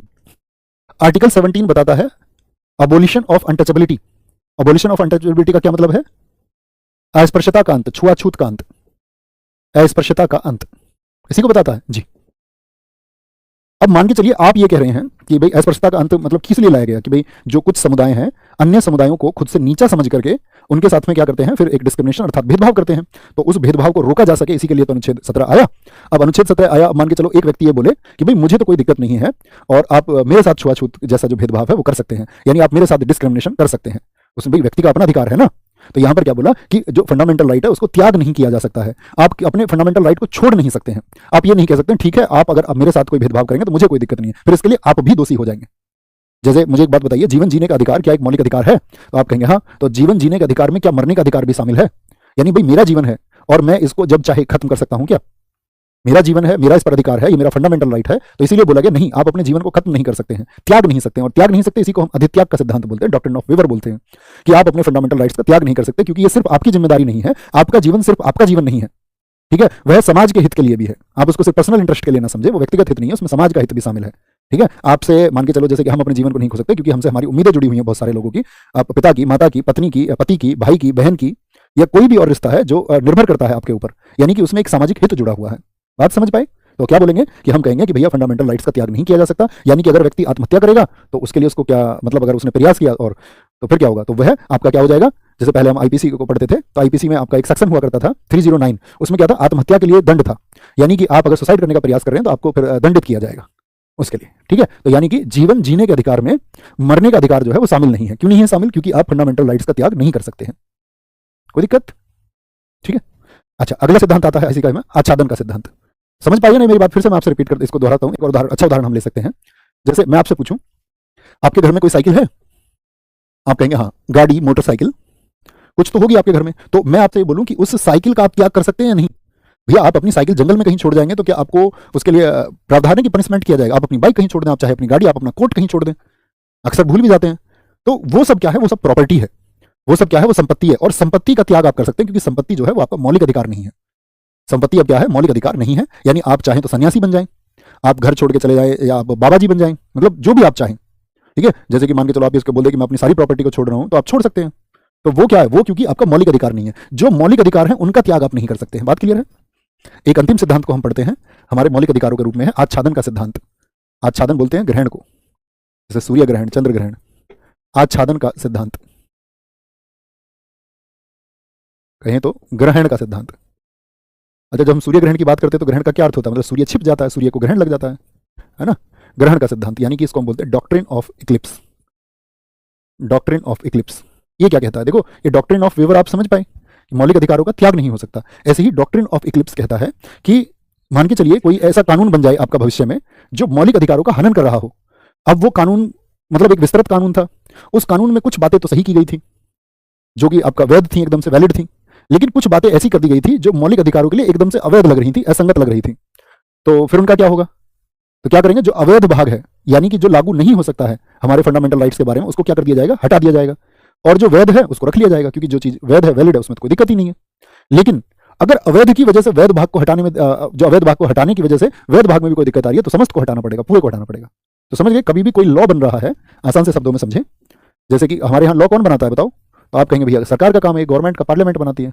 अब जो लॉ बनाया सरकार ने, उसमें क्या था? कुछ जो पार्ट था उसमें से, कुछ उसने जो लॉ बनाया तो कुछ पार्ट था आपका, तो कुछ पार्ट तो था आपका वैध अर्थात वैलिड, और जो कुछ पार्ट था वो उसमें से था इनवैलिड, यानी कि वो अवैध था। अब सुप्रीम कोर्ट के पास में आपने कहा कि मौलिक अधिकारों का हनन हो रहा है, तो आप सुप्रीम कोर्ट सीधे जा सकते हैं। तो सुप्रीम कोर्ट में आपने जाकर के ये वहां पर अपील दी, या सुप्रीम कोर्ट इसको खुद ही आपका न्यायिक समीक्षा भी कर सकता है। जुडिशियल रिव्यू का अधिकार भी दिया गया है। याद रखना, सुप्रीम कोर्ट को क्या है? जुडिशियल रिव्यू का अधिकार भी है। यानी सुप्रीम कोर्ट देखेगा कि भाई ये जो एक्ट बना है इसमें कहीं ऐसा तो नहीं है कि मौलिक अधिकारों के हनन की बात की गई हो। तो क्या करेगा सुप्रीम कोर्ट? जो अवैध भाग है उसको हटा देगा, इसको क्या कर देगा? वैध को ये लागू रहेगा। तो किसको ग्रहण लग गया? जो गलत था। ग्रहण ग्रहण लग गया। सूर्य ग्रहण में सूर्य छिप जाता है, चंद्र ग्रहण में चंद्रमा को ग्रहण लग जाता है। उसी तरह एफआर में क्या होगा यहाँ पर? और ये क्या होगा? ये हट जाएगा। बात समझ गए आसान से शब्दों में? बात क्लियर है? बोले जी, कोई दिक्कत? भैया कोई आत्महत्या कर ले तो उसको कैसे सजा मिलेगी? आप थोड़ा सा लॉजिक लगाइए। मैंने कहा ना, स्टूडेंट के अंदर इंसाइट होनी चाहिए। जब व्यक्ति खत्म ही हो जाएगा तब कैसे सजा मिलेगी उसको? आत्महत्या के प्रयास के लिए, आत्महत्या के लिए नहीं। इसलिए मैंने बोला 309। तो वह बच गया तो फिर उसको क्या है? सजा मिलेगी। थोड़ा सा सोचना है। जैसे कई साथी ये कहते हैं, जैसे मैं कहता हूँ मरणोपरांत भारत रत्न, तो कहते हैं जो व्यक्ति मर ही गया है तो मरणोपरांत भारत रत्न कैसे दिया जा सकता है? तो ये बताता है कि आपके अंदर इंसाइट की कमी है, आपको विचार करना चाहिए थोड़ा सा। कहते हैं जी मरणोपरांत परमवीर चक्र कैसे ही दिया जा सकता है? तो उनके फैमिली मेंबर्स तो हैं जिसमें उनका अधिकार है, तो उनको दिया जाएगा। तो थोड़ा सा मतलब विकसित बुद्धि से सोचना है। आईक्यू लेवल बढ़ाने के लिए काम करो। आपका आईक्यू समझते हो ना? डिसीजन पावर्स, आईक्यू जिनका बेहतरीन होता है ना, तब उनको बहुत सारे सॉल्यूशंस बिना सोचे मिलने लगते हैं। जब आप दुनिया में बहुत सारी चीजों के सॉल्यूशंस और कारण बिना पढ़े, बिना रिसर्च के जान पाओ। जैसे मैं आपसे कहूं कि पहले बारात 6 दिन रुकती थी, बारात जो आती थी पहले 6 दिन रुकती थी रास्ते वगैरह की वजह से। अब उसके क्या क्या कारण रहे होंगे और आप सोच पाओ एक सही तरीके से। इसका मतलब आपका आईक्यू लेवल बहुत अच्छा है। आईक्यू लेवल के लिए आपको पहेलियां करनी चाहिए, अखबार में सुडोकू जैसी चीजें आती हैं, शतरंज जैसा खेल आपको खेलना चाहिए। अगर आप इंस्टाग्राम की रील अक्सर देखेंगे तो फिर क्या होगा? फिर तो आप अपना मतलब जो है एक, अगर आप सोच रहे हैं कि आपका बौद्धिक विकास हो जाएगा, तो वह नहीं हो सकता है। ये सत्य है। आगे आ जाओ। आच्छादन का सिद्धांत समझ में आया? किसी भी साथी को इस बात में कोई दिक्कत, कोई परेशानी रही हो तो मुझे बताओ। तो मैंने क्या कहा, जो आपका लीगल पार्ट है वो तो बना रहेगा, और जो इलीगल पार्ट है, जो इलीगल पार्ट है आपका, वो क्या होगा? वो हट जाएगा। ठीक है, आगे आते हैं। वर्तमान में कितने मौलिक अधिकार है बताएं जरा? अगली बात, वर्तमान में मौलिक अधिकार कितने हैं? मौलिक अधिकार at present, fundamental rights, fundamental rights in present कितने हैं साथी? 6 हैं। कौन कौन से जरा लिखें। एक तो हमारा भैया समानता का अधिकार है। यहां से बड़े क्वेश्चन पूछ ले जाते हैं। समानता के अधिकार में कुल कितने अनुच्छेद आते हैं बताओ? समानता का अधिकार यानी कि राइट टू इक्वलिटी है, राइट टू इक्वलिटी। और ये आते हैं मित्र आपका आर्टिकल 14 से 18 तक। समानता के अधिकार के बाद में आपका स्वतंत्रता का अधिकार है, और स्वतंत्रता का अधिकार मतलब कि आपका right to right to freedom, article 19 to 22। स्वतंत्रता के बाद में आपका आता है शोषण के विरुद्ध, आपके खिलाफ कोई अत्याचार हो रहा है, शोषण हो रहा है आपका, शोषण के विरुद्ध अधिकार आपको है, राइट अगेंस्ट एक्सप्लॉइटेशन, एक्सप्लॉइटेशन किस आर्टिकल में आता है, बोलते चलेंगे साथियों को पता हो, 23 से 24 आता है आपका। ओके, शोषण के विरुद्ध के बाद में आता है धार्मिक स्वतंत्रता, धार्मिक स्वतंत्रता का अधिकार, right to freedom of religion, right to freedom of religion. बताइए इसमें कौन से आपका आर्टिकल्स आते हैं, इसमें आता है आपका आर्टिकल 25 से 28 आएगा, 25 से 28, तो 4 हो गया। अगला कौन सा आता है आपका, आपका 5वां होता है आपका सांस्कृतिक और शैक्षिक अधिकार, पहले लिख लीजिए कभी ना लिखा हो किसी ने तो, समानता का अधिकार, right to equality, right to freedom और राइट अगेंस्ट एक्सप्लॉइटेशन और आपका right to freedom of religion, धार्मिक स्वतंत्रता। तो आर्टिकल 25 से 28, तो 25 से 28 का मतलब क्या, 25, 26, 27 और 28, ठीक है। सांस्कृतिक एवं शैक्षिक अधिकार, सांस्कृतिक एवं शैक्षिक अधिकार, सांस्कृतिक का मतलब क्या होगा, cultural and educational rights, cultural and educational rights कितने में बताए गए हैं आपका आर्टिकल, कितने, 28 हो गया, 29 एंड 30, 29 से 30। और इसके बाद में जो छठा आता है वो आता है संवैधानिक उपचारों का अधिकार, उपचारों का अधिकार,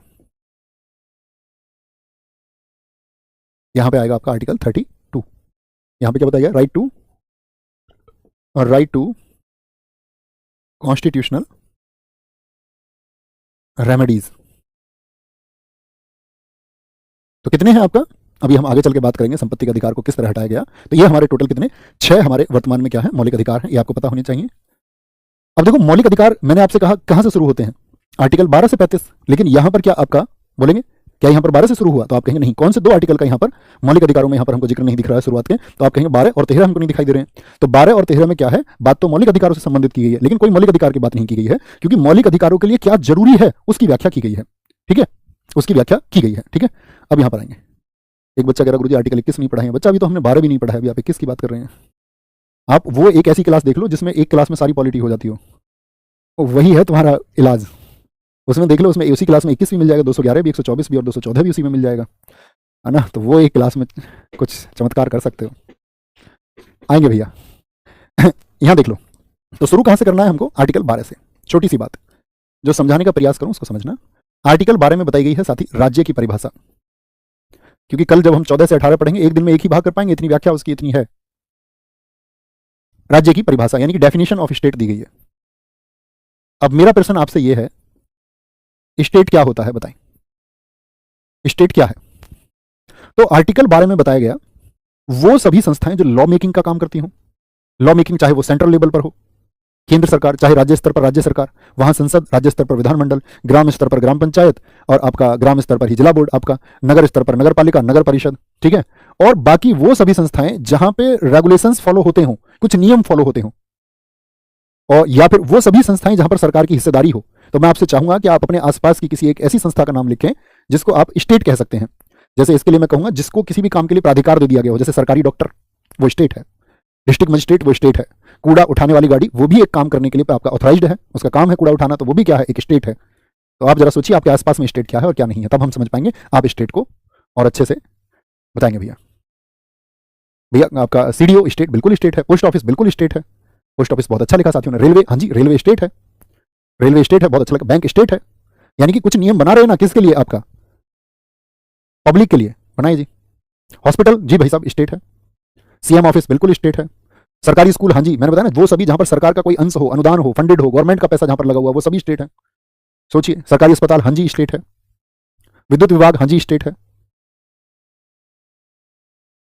सरकारी मास्टर हाँ जी स्टेट है, प्राइवेट मास्टर स्टेट नहीं है, पुलिस स्टेशन स्टेट है। सरकारी चीजों को ना लिखें, प्राइवेट स्कूल स्टेट नहीं है, निजी महाविद्यालय स्टेट नहीं है, प्राइवेट कॉलेज स्टेट नहीं है, गवर्नमेंट स्कूल हो गया भैया। चलो अब इसको समझते हैं थोड़ा सा, अभी थोड़ी सी आपकी समझ विकसित होगी। जैसे एक साथी ने कहा सड़क स्टेट है, हाँ जी सड़क कानून बनाती है आते हैं थोड़ा सा समझो इसको। देखो लिखता चलूंगा मैं, लिख लेना आप। केंद्र सरकार, सेंट्रल गवर्नमेंट, इंग्लिश वाले बच्चे ऐसे शब्दों को तो लिख लें जरा, सेंट्रल गवर्नमेंट, ठीक है। और केंद्र स्तर पर आपका जो भी हो, राष्ट्रपति हुए, आपका प्रधानमंत्री हुए, मंत्री हुए, वो सभी क्या है, स्टेट हो गए। संसद में कौन कौन आते हैं भैया, लोकसभा, राज्यसभा, राष्ट्रपति, आपका ये सब कौन है, स्टेट हो गए। ये केंद्र स्तर पर हो गया। एक आपका स्टेट लेवल पर, स्टेट गवर्नमेंट, राज्य सरकार, और राज्य सरकार के स्तर पर क्या होगा, विधानमंडल अर्थात लेजिस्लेचर, विधानमंडल अर्थात लेजिस्लेचर, तो ये भी क्या होगा, स्टेट होगा। इसके बाद में जितनी भी लोकल बॉडीज हैं, स्थानीय निकाय हैं, स्थानीय निकाय, यहां से क्वेश्चन बनेगा बड़ा अच्छा देखना। स्थानीय निकायों में क्या होगा, जैसे गांव स्तर पर आपका ग्राम पंचायत हो गई, ग्राम पंचायत हो गई, आपका आपका म्यूनिसिपालिटी हो गई, नगर पालिका हो गई, ठीक है। नगर निगम हो गया आपका, नगर निगम आपका, नगर परिषद, सिटी काउंसिल हो गई आपका, नगर परिषद हो गई आपका, और जिला बोर्ड हो गया आपका, जिला स्तर पर कोई बोर्ड है तो, ठीक है, क्योंकि ये सब भी क्या है, कुछ ना कुछ कानून बनाते हैं। और अगर हम बात करें सभी सरकारी पदाधिकारी, सभी सरकारी जितने भी पदाधिकारी हैं वो भी क्या होंगे, आपका स्टेट होंगे। सरकारी पदाधिकारी का मतलब क्या हो गया, सरकारी डॉक्टर हो गया, जैसे कि उदाहरण लिख सकते हैं, अन्य सरकारी पद आप सोच सकते हो, सरकारी डॉक्टर हो गया। और इसमें आ जाएगा आपका राज्य की एजेंसी, एजेंसीज ऑफ स्टेट। राज्य की एजेंसी कौन सी होती है, जहां पे सरकार की भागीदारी हो, जैसे कि आपका विश्वविद्यालय हो गया, विश्वविद्यालय, यूनिवर्सिटी हो गई, रेलवे हो गया, रेलवे, रेलवे हो गया, पीएसयू हो गई सारी। पीएसयू का मतलब समझते हैं ना, पब्लिक, लिखो इसको, पब्लिक सेक्टर अंडरटेकिंग। किसी एक पीएसयू का नाम जरा लिख के बताइए, आप क्या समझते हैं पीएसयू के बारे में। पब्लिक सेक्टर अंडरटेकिंग या पब्लिक सेक्टर यूनिट हो सकता है।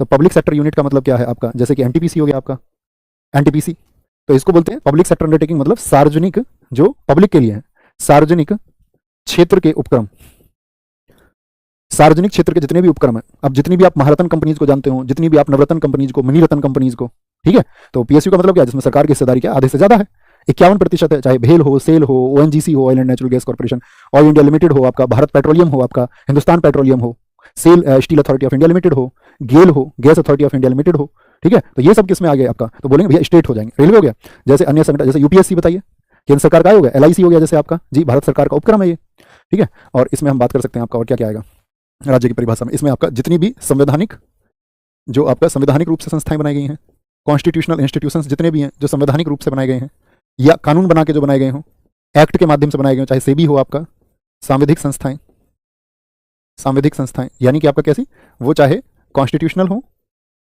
ऐसे शब्दों को लिख लिया करो क्योंकि मैं बार बार लिखता हूं इसको, कॉन्स्टिट्यूशनल बॉडीज हो या फिर आपका स्टेटरी बॉडीज हो, ये सभी किस में आएंगे साथी, हमारा स्टेट में यानी कि राज्य में आ जाएंगे। और इसमें जितनी भी प्राइवेट कंपनियां हैं, प्राइवेट कंपनी, क्योंकि वहां पे जब लोग काम करेंगे तो उनको लॉ मेकिंग करनी पड़ेगी, तो फंडामेंटल राइट्स का उनको भी ध्यान रखना पड़ेगा।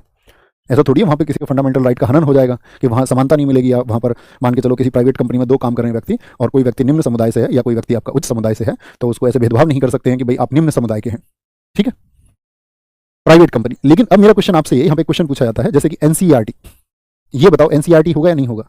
एनसीईआरटी को एक वाद में साथी नहीं माना गया है, एनसीईआरटी स्टेट नहीं है, याद रख लेना, स्टेट नहीं है। कौन नहीं है स्टेट, एनसीईआरटी। किस वाद से, Chandramohan Khanna, Chandramohan Khanna, Khanna versus NCERT. NCERT समझते हो ना, किताबें पढ़ते होंगे आप, एनसीईआरटी नई दिल्ली वाला, national council for educational research and training, इन सबको हम पढ़ लेंगे धीरे धीरे, चिंता नहीं करनी है अभी। एनसीईआरटी क्या है, स्टेट नहीं है। बीसीसीआई, क्रिकेट की एक संस्था है बीसीसीआई, इसको भी कहा गया है स्टेट नहीं है, स्टेट नहीं है। किस वाद में ये कहा गया कि बीसीसीआई स्टेट नहीं है, तो यह जी टेलीफिल्म्स का केस, Zee telefilms versus Union of India, Union of India 2005। अब देखो किसी भी चीज को अगर ये कह रहे हैं स्टेट नहीं है तो उसके कुछ ग्राउंड्स तय हुए होंगे। ग्राउंड्स तय इस बात पर हुए कि ये जो गवर्नमेंट फंक्शंस हैं उन सबको पूरी तरह से, जैसे आप बीसीसीआई को देखोगे तो वहां पर ऐसा कोई फिक्स मेथड नहीं है, ऐसी कोई बॉडी नहीं है कि उसका चुनाव किसी फिक्स तरीके से होगा या वहां पर कुछ ऐसे नियम है, ऐसे ही एनसीईआरटी में है। तो कहने का मतलब है जो गवर्नमेंटल फंक्शंस होने चाहिए उन सबके जो नियम है, असर्थ है, उनको ये पूरी नहीं करते हैं, ठीक है। ये क्या बोलेंगे, ये स्टेट नहीं है, राज्य नहीं है। जैसे मैं आपसे बोलूं यहाँ पे आपका न्यायालय, कोर्ट, न्यायालय कौन बताएगा, जरा सोच के देखना, न्यायालय स्टेट है या नहीं है। देखो न्यायालय जब न्याय देने का काम कर रहा है और एक न्यायालय जब प्रशासनिक कार्य कर रहा है, प्रशासनिक कार्य यानी कि एडमिनिस्ट्रेटिव फंक्शंस हैं उसके, जब वो एडमिनिस्ट्रेटिव फंक्शंस को, एडमिनिस्ट्रेटिव, और जब वो जस्टिस की बात कर रहा हो, दोनों बातों में अंतर है। तो यहां पर एक बात कही गई है कि न्यायालय जब न्याय देने का काम करेगा तब वो स्टेट नहीं है। इन सब बातों की हमको जरूरत पड़ेगी अभी आगे चल के, यानी कि वो राज्य नहीं है। भैया इनको राज्य क्यों कह रहे हैं हम, क्योंकि दोस्त इसकी आवश्यकता होगी जब हम बोलेंगे ना, जैसे हम आपका एक कोई मौलिक अधिकार आपको बताएंगे कि राज्य धर्म के आधार पर भेदभाव नहीं करेगा। तो कहीं आप ऐसा ना समझ लें कि भाई राज्य से मतलब यूपी की बात कर रहे हैं कि यूपी धर्म के आधार पर भेदभाव नहीं करेगा। तो वहां पर आपको पता होना चाहिए राज्य की जब हम बात कर रहे हैं तो राज्य से मतलब है आपका कि हम उसको किस संदर्भ में बात कर रहे हैं। राज्य का एक अर्थ सिर्फ स्टेट नहीं है, राज्य का कितना व्यापक अर्थ है ये आपको उस समय पे पता होना चाहिए। एक बार थम्स अप करें, जब कभी भी मैं भविष्य में राज्य शब्द का इस्तेमाल करूंगा मौलिक अधिकारों में तो आप समझ जाएंगे कि राज्य का मतलब किसी स्टेट भर को हम नहीं कह रहे हैं। हम कर्नाटक, यूपी, बिहार, हरियाणा, महाराष्ट्र या किसी स्टेट की बात नहीं कर रहे हैं। ठीक है, कोई दिक्कत? तो क्या बोलेंगे आपका न्यायालय जब न्याय का काम कर रहा हो, क्योंकि देखो स्टेट क्यों नहीं है, यानी कि मान के चलो कल को न्यायालय ऐसा भी होगा आपके मौलिक अधिकारों का हनन करेगा आर्टिकल 368 से, जो हम अभी पढ़ाऊंगा मैं थोड़ी देर में आपको आर्टिकल 13, तो आप तो फिर न्यायालय के खिलाफ चले जाओगे। तो इसलिए उसको यहाँ पर स्टेट नहीं माना गया है। स्टेट नहीं माना गया है तो यानी कि जो नियम और कायदे वो किस पर लागू होंगे? स्टेट पर। तो उस टाइम सुप्रीम कोर्ट पर नहीं होंगे। तो मैं आपसे पूछूंगा जब न्याय का कार्य सुप्रीम कोर्ट करता है, क्योंकि इसको बहुत अच्छे से आप आगे ही समझ पाएंगे, तो आप कहेंगे स्टेट नहीं है। लेकिन प्रशासनिक मान के चलो सुप्रीम कोर्ट के अंदर कर्मचारियों की भर्ती हो रही है, सुप्रीम कोर्ट के अंदर सफाई कर्मचारियों किसी प्रकार से भर्ती हो रही है, तो उसको आर्टिकल 16 का फिर पालन करना पड़ेगा, जो रिजर्वेशन वगैरह उसको देने पड़ेंगे वहां पर। तो यहां पर इस समय पर वो क्या है, जब प्रशासनिक कार्य करेगा तो वो स्टेट होगा। क्या होगा? स्टेट होगा। तो मतलब स्टेट का अब एक व्यापक आप अर्थ समझ पाओगे। और अब दुनिया में कोई लिस्ट मत बनाने लगना कि भैया इसको मैं स्टेट कहूं या ना कहूं। बहुत सारी चीजों के लिए सुप्रीम कोर्ट में वाद भी चल रहे हैं, अन्य हाई कोर्ट में भी कि इसको स्टेट माना जाए या ना माना जाए। तो बस आपको क्या है कि अपनी जो परिभाषा थी उसको आपको थोड़ा स्तर बढ़ा लेना है कि अब मैं स्टेट समझ जाऊंगा कि मेरे पास की जो गवर्नमेंट बॉडी है तो उनमें से ज्यादातर क्या है, स्टेट है। क्या है? जैसे प्राइवेट कंपनी भी कहीं पर चल रही है तो वो क्या है, स्टेट है। तो स्टेट की थोड़ी सी व्यापक परिभाषा आप समझ पाए होंगे। ठीक है, यहां पर आएंगे। अब आर्टिकल 13 क्या कह रहा है? आर्टिकल 13 कहता है जो भी विधियां, कोई भी कानून आप बना लीजिए, जो भी विधियां एफआर बोले तो फंडामेंटल राइट्स के असंगत होंगी, शून्य मान ली जाएगी। आर्टिकल 13 कहता है कि आप कोई भी कानून बना लो, कोई दिक्कत नहीं है, लेकिन यदि कानून कहीं भी फंडामेंटल राइट्स के असंगत हुआ, यानी कि फंडामेंटल राइट्स को कहीं भी वायलेट कर रहा है, कहीं भी उनका हनन कर रहा है, ठीक है, हनन कर रहा है, तो वो क्या हो जाएंगी, शून्य मान ली जाएंगी। यानी कि लॉज क्या बोलेंगे, इनकंसिस्टेंट विद और इन डेरोगेशन का मतलब ही है आपका असंगत, और in derogation of the fundamental rights. अब इसको समझो बड़ा ध्यान से। 12 समझ में आ गया आर्टिकल 12 क्या कह रहा है? 12 में तो कोई दिक्कत है ही नहीं। तो देखो इसको आप बड़ी आसानी से समझ सकते हो अगर ध्यान लगाएंगे तो। जैसे मैं आपसे ये कह रहा हूं कि हमारा संविधान कब लागू हुआ, तो संविधान लागू हुआ है हमारा 26 जनवरी 1950 को। बड़ी छोटी सी बात है, इस दिन हमारा संविधान क्या हो गया, इंप्लीमेंट हो गया। लेकिन इससे पहले का जो शासन चल रहा था वो किस अधिनियम से चलता था जरा बताएंगे?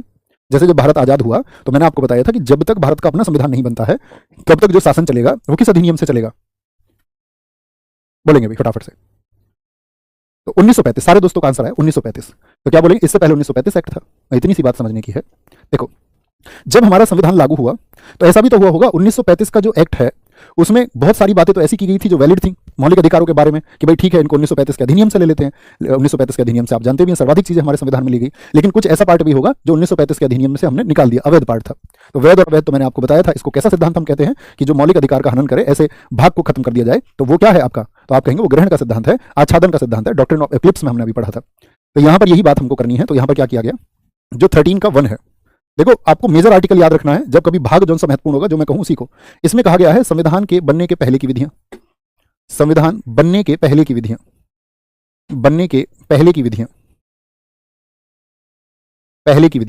तो संविधान बनने के पहले मतलब क्या बोलेंगे इसको हम कह सकते हैं before the commencement of constitution, before the commencement of constitution.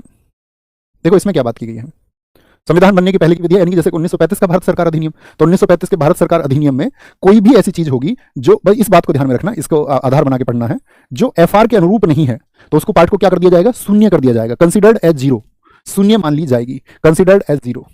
तो क्या समझ गए, संविधान के पहले जितने भी चाहे कानून बने हो, उन कानूनों में अगर कुछ भी ऐसा था जो एफआर के असंगत है वो क्या मान लिया जाएगा, शून्य। बात क्लियर है,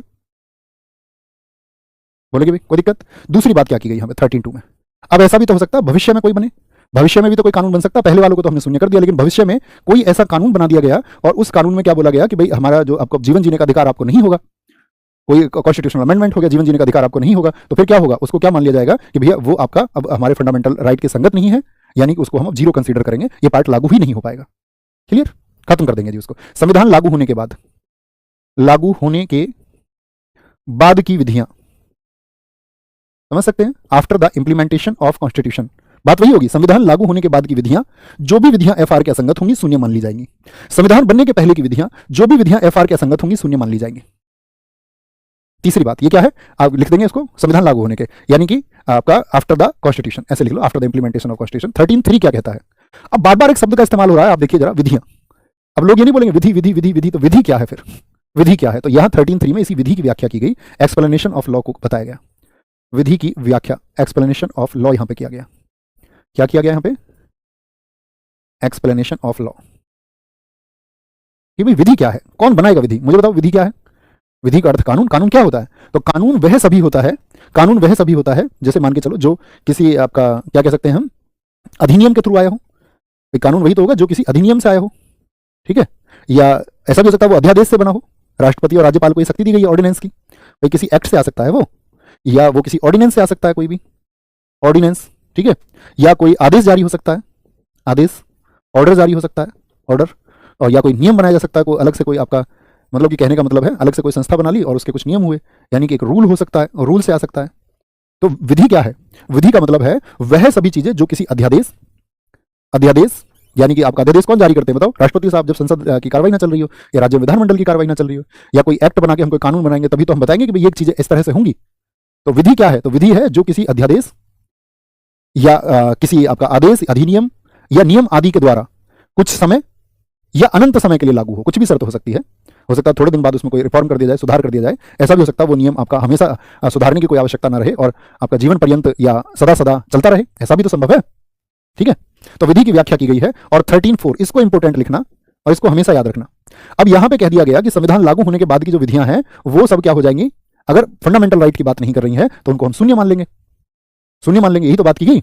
अब मान के चलो, आप यहां पे एक बात सोचो, अब आर्टिकल 368 में क्या बताया गया है, 368 में बताया गया है संविधान संशोधन को, कि भाई किसी चीज को संशोधन करने की हमें आवश्यकता है और वो हम कर सकते हैं। लेकिन जब संविधान संशोधन हुआ और संविधान संशोधन में जैसे कि हमने किया, आपका संपत्ति के अधिकार को हमने मौलिक अधिकार से हटा लिया, तो वो तो संपत्ति का अधिकार फिर मौलिक अधिकार था, तो वो कैसे हट गया फिर?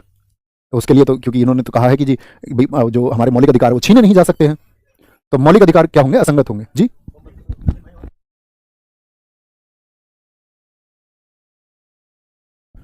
ठीक है, एफआर की असंगत होंगी, तो मौलिक अधिकारों को छीना नहीं जा सकता है।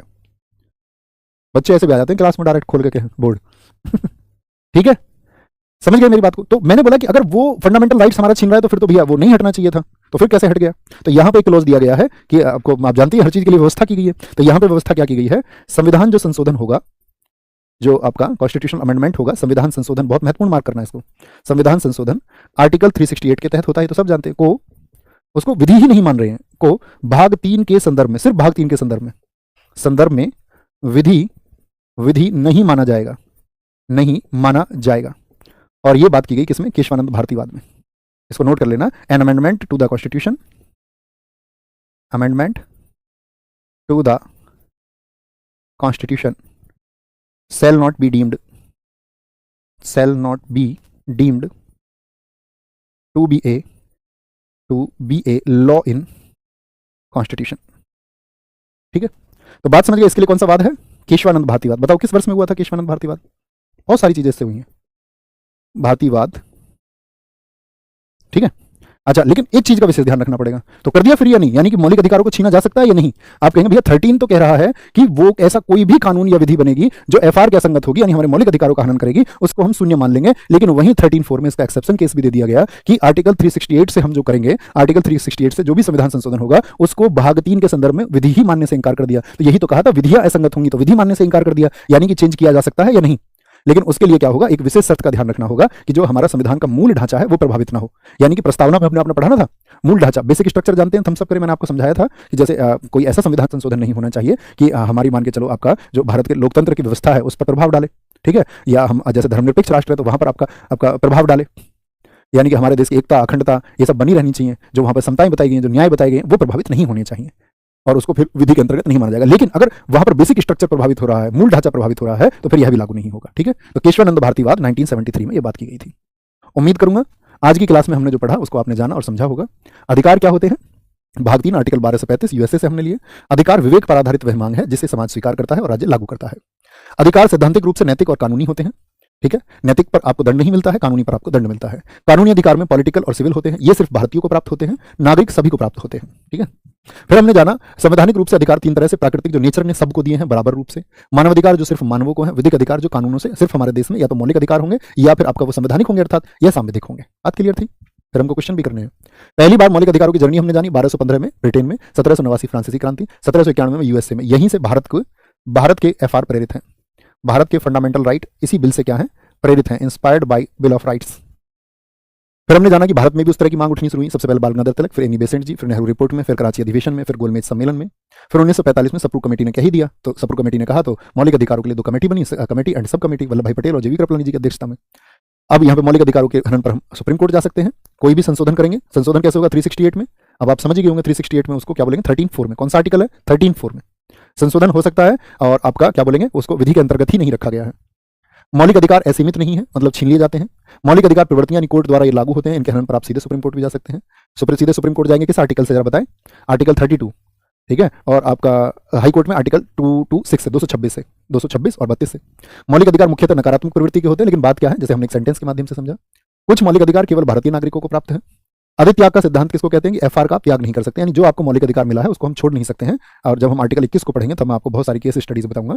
अरुणा सानबाग का एक चर्चित केस है भारत में कि कैसे वो एक लंबे समय तक आपका कोमा में रही और उन्होंने सरकार से बोला कि मुझे इच्छा मृत्यु दी जाए क्योंकि अब जीवन बहुत मुश्किल है और पीड़ा भरा हुआ है, तो उसके लिए आपका पैसिव यूथेनेशिया का हमारे देश में प्रावधान है। वह क्या है, यूथेनेशिया किन किन देशों में है, आर्टिकल 21 में हम इसको पढ़ेंगे। आच्छादन का सिद्धांत, ग्रहण का सिद्धांत, जैसे कि लॉ बनेगा तो लॉ में जो पार्ट आपका फंडामेंटल राइट्स के लिए वैध होगा उसको लागू रखेंगे और जो अवैध है उसको हटा दिया जाएगा। वर्तमान में मौलिक अधिकार 6 हमने जाने, ठीक है।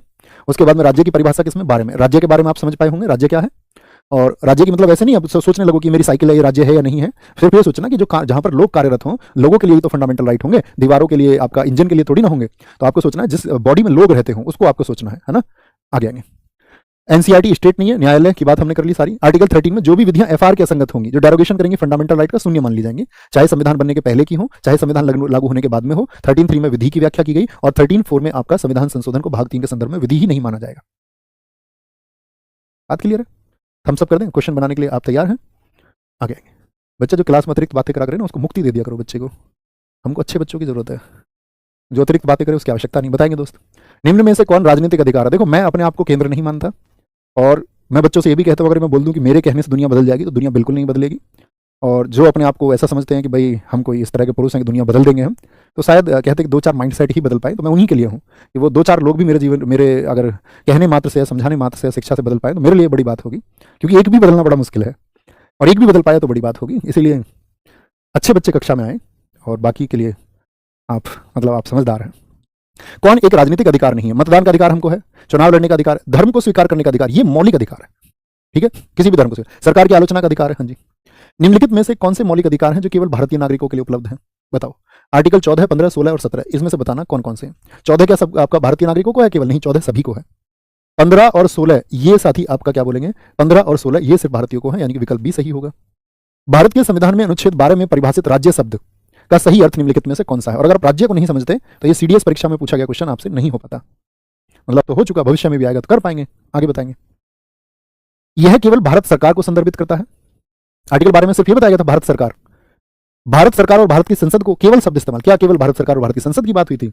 केवल भारत सरकार, भारत की संसद और प्रत्येक राज्य की सरकार और विधानमंडलों को नहीं, यह है भारत सरकार, भारत की संसद, सरकार और भारत के क्षेत्र के भीतर अन्य प्राधिकरण जो लॉ मेकिंग का काम करें। डी आसान है करना, ऑप्शन डी हो जाएगा। भारत के संविधान का कौन सा अनुच्छेद है जो न्यायिक समीक्षा की शक्ति देता है? 13 न्यायिक समीक्षा होगी। न्यायिक समीक्षा से तो हमको पता चलेगा कि ये जो कानून इस बना है, इस कानून में आपका जो विधि बनाई गई है वो फंडामेंटल राइट के असंगत है कि संगत है। असंगत है तो शून्य मान ली जाएगी। तो ये आपका आर्टिकल 13 में समीक्षा दी गई है। भारत की न्यायिक प्रणाली काफी हद तक स्वायत्त है, ऑटोनोमस है। न्यायपालिका को भारत के संविधान में दिए गए मौलिक अधिकारों की रक्षा के लिए आर्टिकल 32 और के तहत अपनी शक्तियों का उपयोग करना चाहिए। 32 और आर्टिकल 13 न्यायिक समीक्षा इसी में बताई गई है। सीपीओ में पूछा गया।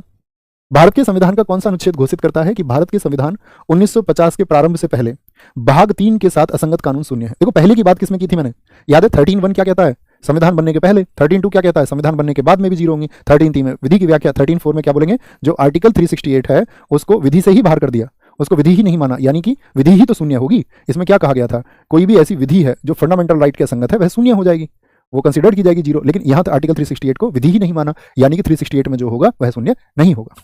ठीक है बॉस? तो क्या बोलेंगे 13 में है। 13 से बहुत इंपॉर्टेंट क्वेश्चन बनते हैं लैंग्वेज के। आप इनकी लैंग्वेज नहीं समझ पाएंगे अगर तब तक आर्टिकल नहीं समझेंगे। निम्नलिखित में से किस अनुच्छेद में आपका मौलिक अधिकारों के असंगत या उनके अनादर होने वाले कानून का उल्लेख किया गया है? ये आपके लिए होमवर्क है। उम्मीद करूंगा आपने मौलिक अधिकारों की पृष्ठभूमि को समझा होगा बहुत अच्छे से। कलम आर्टिकल 14 से 18 समता का अधिकार 14 में, 15, 16, 17 और 18 इसको पढ़ेंगे। ऐसे ही नेक्स्ट डे फिर हम आपका 19, 20, 21 और 22 को पढ़ेंगे, और उसके बाद में फिर छोटे आर्टिकल हैं तो उनको इकट्ठा पढ़ लेंगे, और आर्टिकल फिर 32 को अलग से पढ़ेंगे। तो यहाँ मौलिक अधिकारों में हमको 3-4 क्लासेस की जरूरत होगी। उम्मीद करेंगे आप सारी क्लासेस को बहुत ध्यान से पढ़ेंगे, और फिर मैं आपसे एक प्रॉमिस करूंगा कि वही हमेशा कि आप किसी भी परीक्षा में कोई भी प्रश्न आसानी से बना पाएंगे। ये मेरा आपसे प्रॉमिस है। थैंक यू, नमस्ते, जय हिंद, जय भारत। और आंसर लिखना मत भूलना, आज के क्वेश्चन का आंसर क्या है, और कक्षा आपको कैसी लगी हमेशा लिखते रहिए। आप प्यारे साथियों का कोई भी अगर सुझाव है तो आप जरूर भेजें कमेंट सेक्शन के माध्यम से। ऐसा ना सोचे कि आपका कमेंट पढ़ा नहीं जाता होगा, तो कोई भी सुझाव है वो आपका सुझाव मेरे पास तक पहुंच जाएगा। थैंक यू, नमस्ते। नमस्कार दोस्तों, आपका स्वागत है आपके अपने YouTube चैनल दिव्यास्त्र कला सेज में। Thank you.